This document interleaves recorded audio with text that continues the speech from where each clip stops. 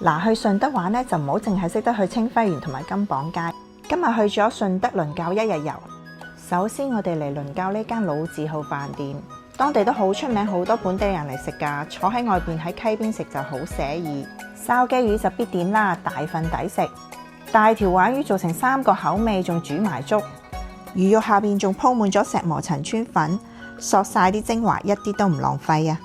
燒鵝皮脆肉嫩，一定要試試。鯇魚生咧就不功不過，口味冇特別精緻，但係就勝在便宜大份。雙皮奶就好正宗啦，炸牛奶就好一般，唔係傳統嘅做法。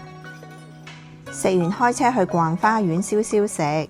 上網見到呢個小眾景點就特登嚟睇下，門票20蚊都唔算平。自駕遊嘅話可以嚟玩下，但係坐公交就唔係咁方便。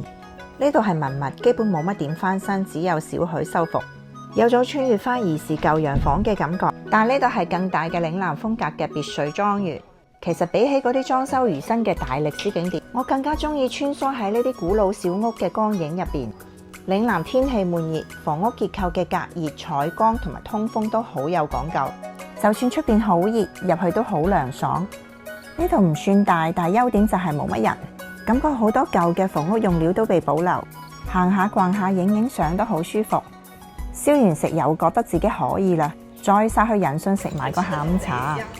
他很喜歡吃龜苓膏，看我這個，好像小孩子喜歡吃龜苓膏誒，吃一口我的，我最中意佢哋個椰皇雙皮奶啊，好似淨係得順德分店有，廣州係食唔到呢款嘅，可以加翻個雪糕更加正。又係食飽喝足嘅一日，返歸咯，下期再見啦！